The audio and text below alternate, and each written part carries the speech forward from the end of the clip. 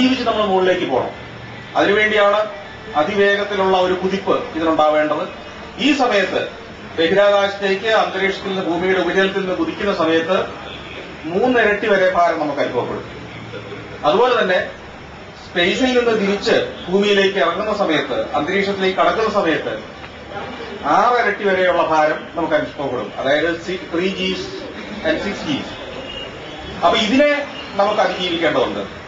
ഭാരമില്ലാത്ത അവസ്ഥ എന്ന് പറയുന്നത് താരതമ്യേന കുറച്ചുകൂടെ സുഖകരമായ ഒരവസ്ഥയാണെങ്കിൽ, നമുക്ക് ഈ ഭാരം 6 മടങ്ങ് വരെ വർദ്ധിക്കുന്ന അവസ്ഥ എന്ന് പറയുന്നത് അത് വല്ലാത്തൊരവസ്ഥയാണ്. അത്രയേറെ പ്രശ്നമാകുമെന്ന പ്രതീക്ഷയോടെ അല്ല പോയത്. പക്ഷേ ആദ്യ ഓരോ ഘട്ടവും പരിശീലനം കഴിയും തോറും ഇത് വളരെ ടഫായിട്ട് വന്നു. ആദ്യത്തെ ദിവസം മെഡിക്കൽ പരിശോധനകളായിരുന്നു. കാരണം ഇതിനെ നമ്മൾ അതിജീവിക്കണമെങ്കിൽ അതിനുള്ള ആരോഗ്യമുണ്ടോ എന്നുള്ള പരിശോധന അത് പൂർത്തിയാക്കി. അതിനുശേഷം ഓരോ ഘട്ടമായിട്ട് ക്ലാസ് റൂം സെഷനുകൾ, ഒരു ഹാഫ് ഡേ സെഷൻ, നമുക്ക് എന്താണ് ഇനി ചെയ്യാൻ പോകുന്നത്, അതിന്റെ അതായത് നമ്മൾ ശരിക്കും ഈ 3 ഇരട്ടി ഭാരം അനുഭവപ്പെടുമ്പോൾ നമുക്ക് 3 ഇരട്ടി ഭാരം, ഉദാഹരണത്തിന് 60 കിലോ ഭാരമുള്ള ഒരാൾ 180 കിലോ ആയി മാറുകയല്ലേ ചെയ്യുന്നത്. ശരിക്കും ഈ 180 കിലോ ഭാരമുള്ള ഒരു വസ്തു നമ്മളുടെ ദേഹത്തേക്ക് വന്ന് വീണാൽ, അല്ലെങ്കിൽ നമ്മുടെ ശരീരത്തിലെ ഓരോ കോശത്തിലേക്കും വന്ന് താഴേക്ക് വലിച്ചാൽ 180 കിലോ, ഇപ്പൊ നമ്മുടെ മൂക്കില് 180 കിലോയുടെ ഒരു വസ്തു കെട്ടി തൂക്കിട്ടാൽ എന്നാലേക്ക് നമ്മുടെ ചെവികളില് നമ്മളുടെ, അപ്പൊ അത്രയും വലിയ ഭാരം, അത്രയേറെ ബലത്തിൽ ഭൂമി നമ്മളെ താഴേക്ക് വലിക്കുകയും ചെയ്യും. നമ്മുടെ ഓരോ കോശവും ഓരോ കണിക്ക് താഴോട്ട് വലിക്കുന്നു. അപ്പൊ നമ്മുടെ അസ്ഥികളിൽ നിന്നൊക്കെ മാംസമൊക്കെ വലിച്ചെടുക്കുന്ന ഒരു രീതിയാണ് നമുക്കുണ്ടാകുക. അപ്പോ ഈ സമയത്ത് സംഭവിക്കുന്ന പ്രധാന കാര്യങ്ങൾ ഈ ഒരു തോന്നൽ മാത്രമല്ല. നമുക്കറിയാം, നമ്മളുടെ ഹൃദയത്തിൽ നിന്ന് നമ്മുടെ തലച്ചോറിലേക്ക് രക്തം പമ്പ് ചെയ്യേണ്ടതുണ്ട്, തലച്ചോറിൽ ബ്ലഡ് ഉണ്ട്. ഈ ബലത്തിൽ, ഈ വലിവിൽ നമ്മുടെ തലച്ചോറിനുള്ളിലെ രക്തം പോലും താഴേക്ക് ഡ്രെയിൻ ചെയ്ത് ഏതാണ്ട് നമ്മളിങ്ങനെ പിഴിഞ്ഞെടുക്കുന്ന പറഞ്ഞ പോലെ താഴേക്ക് ഒഴുകും. അപ്പോ കുറച്ച് സമയത്തേക്ക് ബ്ലഡ് ഇല്ലാതെ വന്നു കഴിഞ്ഞാൽ ഉണ്ടാകുന്ന പ്രശ്നം നിങ്ങൾക്കറിയാം, ബ്രെയിനില്ലാതെ. അപ്പൊ അതിന് ബ്രെയിനിൽ തന്നെ ഈ ബ്ലഡ് നിലനിർത്തേണ്ടതുണ്ട്. അതുപോലെ തന്നെ ലങ്സ്, ഈ നെഞ്ചത്ത് ഒരു ആന കയറി ചവിട്ടും പോലത്തെ ഒരു അവസ്ഥയാണില്ലേ. അപ്പൊ നമ്മുടെ ശ്വാസകോശത്തിനകത്ത് വായു നിറച്ചു നിർത്തേണ്ടതുണ്ട്. നമ്മുടെ മസിൽസ്, അതിനുവേണ്ടിയുള്ള ചില പരിശീലനങ്ങളായിരുന്നു ആദ്യത്തെ ദിവസം. അതായത് നമ്മുടെ മസിൽസിനെ ബലപ്പെടുത്തി ഈ രക്തത്തെ എവിടെയൊക്കെയാണോ അവിടെയൊക്കെ ഈ 3Gയും 6Gയും അതിജീവിക്കുന്ന ആ ചുരുങ്ങിയ സമയത്തേക്ക് നിലനിർത്തുന്നതിന് ആവശ്യമായ പരിശീലനം. അത് പ്രത്യേക പൊസിഷൻസ് ഉണ്ട്. നമ്മൾ സ്പേസ് ക്രാഫ്റ്റിനകത്ത് ഇരിക്കുമ്പോൾ അതിനുള്ള ഒരു എന്താണ് പറയുക, സിമുലേറ്റർ എന്ന് പറയുന്ന ഒരു SFS എന്ന് പറയും, സ്പേസ് ഫ്ലൈറ്റ് സിമുലേറ്റർ. ഈ സിമുലേറ്ററിനകത്താണ് നമുക്ക് ഇതിനുള്ള പരിശീലനം നൽകുന്നത്. അപ്പോ ഇതിനകത്ത് തന്നെ ചില പെഡലുകളുണ്ട്. നമുക്ക് കൈ പിടിച്ച്, അതായത് നമുക്ക് തരുന്ന പരിശീലനത്തിൽ ഈ പെഡല് ചവിട്ടി ഓടിക്കണം എന്നുള്ള നിർദ്ദേശമാണ് തരിക. സ്റ്റീലിന്റെ പെഡല് നമ്മൾ ചവിട്ടി ഓടിക്കണം. അത്രയും ബലം നമ്മുടെ ശരീരം എല്ലാ ഭാഗത്തേക്കും കൊടുക്കണം. കാലുകൊണ്ട് താഴേക്ക് ചവിട്ടി ഓടിക്കാനുള്ള പ്രഷർ, കൈകൊണ്ട് നമ്മൾ പിടിച്ചിരിക്കുന്ന ഹാൻഡിൽ പിടിച്ച് വളയ്ക്കാൻ മാത്രമുള്ള ബലം, ഇങ്ങനെ അതീവമായ ബലം നമ്മൾ കൊടുക്കുമ്പോൾ നമ്മുടെ മസിൽസ് എല്ലാം സോളിഡ് ആയിട്ട് നിൽക്കുമ്പോൾ ബ്ലഡ് ലൂസായി താഴോട്ട് ഒഴുകുന്നതൊക്കെ നിയന്ത്രിക്കാൻ പറ്റും. കാലുകളിലേക്കാണ് അല്ലെങ്കിൽ സാധാരണ പോവുക.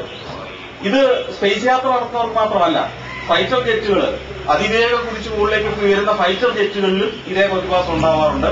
ഇത് നേരിട്ട് വരാറുണ്ട്. അവർക്കും ഇത്തരം പരിശീലനമൊക്കെ നൽകാറുണ്ട്. തിരിച്ചിറങ്ങുമ്പോഴാണ് നമുക്ക് ഈ 6 ടൈംസ് ഗ്രാവിറ്റി ഫീൽ ചെയ്യുക. അത് പറഞ്ഞത് തന്നെ ഞാൻ പറഞ്ഞല്ലോ, 50 കിലോയുള്ള അല്ലെങ്കിൽ 60 കിലോയുള്ള ഒരാള് 360 കിലോയുള്ള ഒരു വസ്തു നമ്മളെ വലിച്ച് താഴേക്ക് വലിച്ചുകൊണ്ടിരിക്കുന്ന ഒരു ഫീലിംഗാണ്. നമ്മുടെ നെഞ്ചത്ത് വലിയൊരു ആന കയറി നിൽക്കുന്ന ഒരു ഫീല്. കുറെ സമയത്തേക്ക് നമുക്ക് നമ്മുടെ ശരീരത്തിൽ നിന്ന് ജീവൻ അങ്ങ് വേർപെട്ട് പോവുകയാണെന്ന് തന്നെ തോന്നുന്ന തരത്തിലുള്ള അതീവ തീവ്രമായ ഒരവസ്ഥയാണ് അത്. പക്ഷേ ഏതാനും സെക്കൻഡുകൾ, അതായത് 30 സെക്കൻഡ് വരെയൊക്കെ ഈ ഏറ്റവും തീവ്രത നമ്മൾ അനുഭവപ്പെടുള്ളൂ. ഇതൊരു ഗ്രാജുവലി കൂടി വന്ന് ഒരു 30 സെക്കൻഡ് നേരം ഇത് തീവ്രമായിട്ട് നിൽക്കും. അതിനുശേഷം അത് ഗ്രാജുവലി കുറഞ്ഞു വരും. അപ്പൊ ആ കുതിപ്പില് നമുക്കുണ്ടാകുന്ന ഒരു ഫീലാണ്. അപ്പൊ ഇത് രണ്ടുമായിരുന്നു ഇപ്പൊ കഴിഞ്ഞ പരിശീലനങ്ങൾ. അതോടൊപ്പം ഈ സ്പേസിലെ ഈ 3G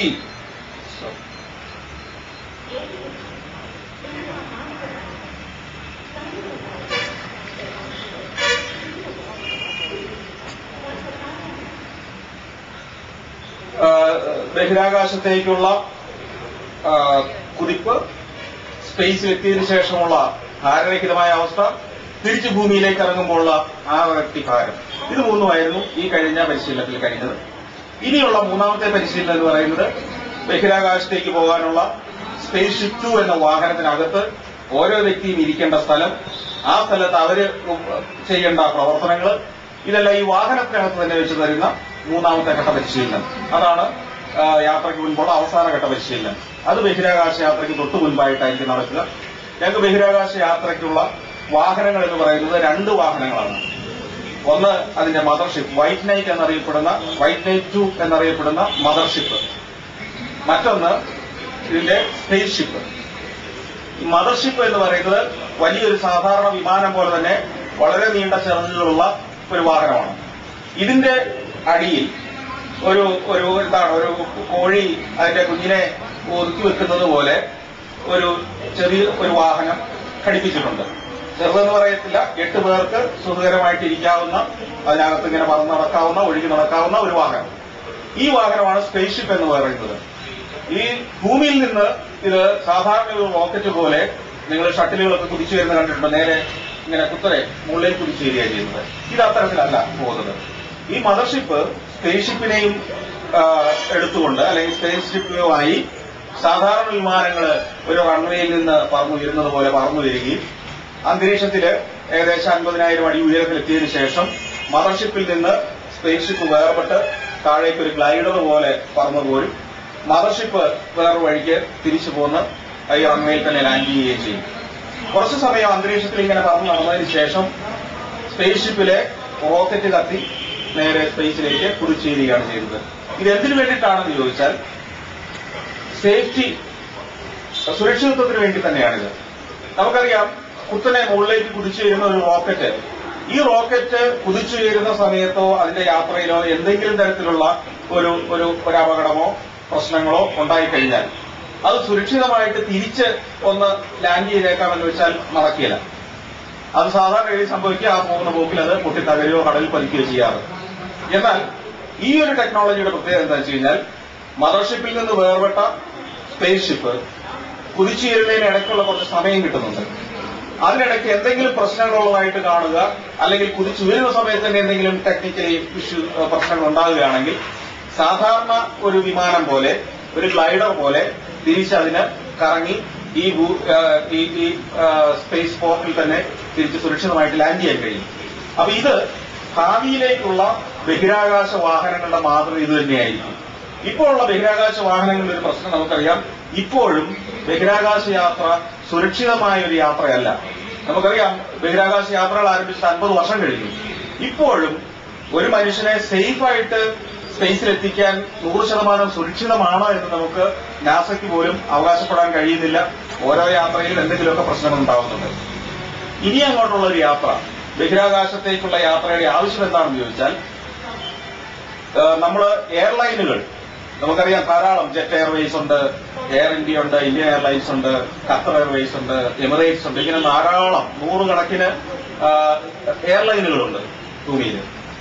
ഈ വിമാനങ്ങളൊക്കെ ഇന്നത്തെ വേഗത്തിലേക്ക് എത്തിയിട്ട് ഏകദേശം 40 വർഷം 50 വർഷത്തോളമായി. അതായത് മണിക്കൂറിൽ 800 മുതൽ 900 വരെ കിലോമീറ്റർ വേഗത്തിലാണ് വിമാനങ്ങളൊക്കെ പറക്കുന്നത്. പക്ഷെ കഴിഞ്ഞ 40 വർഷമായിട്ട് ഈ വേഗത വർദ്ധിച്ചിട്ടില്ല എന്ന് നമുക്കറിയാം, അല്ലെ? അമേരിക്കയിലേക്ക്, കൊച്ചിയിൽ നിന്ന് അമേരിക്കയിലേക്ക് എത്തണമെങ്കിൽ ഏകദേശം 18-19 മണിക്കൂർ നേരം നമുക്ക് പറക്കണം. ഈ സമയം കുറഞ്ഞിട്ടില്ല ഇപ്പോഴും. അതിനിടയ്ക്ക് ഒരു ചെറിയ പരീക്ഷണം നടന്നു. എന്താണ്? ശബ്ദത്തിൽ സൂപ്പർസോണിക് കോൺകോർഡ് വിമാനങ്ങൾ. പക്ഷെ അത് അപകടകരമായിരുന്നു. അത് പ്രകൃതിക്ക്, അല്ലെങ്കിൽ നമ്മുടെ പൊല്യൂഷൻ ധാരാളം ഉണ്ടാക്കുന്നു. അത് ഒരിക്കലും സക്സസ്ഫുൾ ആയിരുന്നില്ല. അതുകൊണ്ട് തന്നെ അത് 3 വർഷം മുൻപ് അത് യാത്ര അവസാനിപ്പിച്ചു.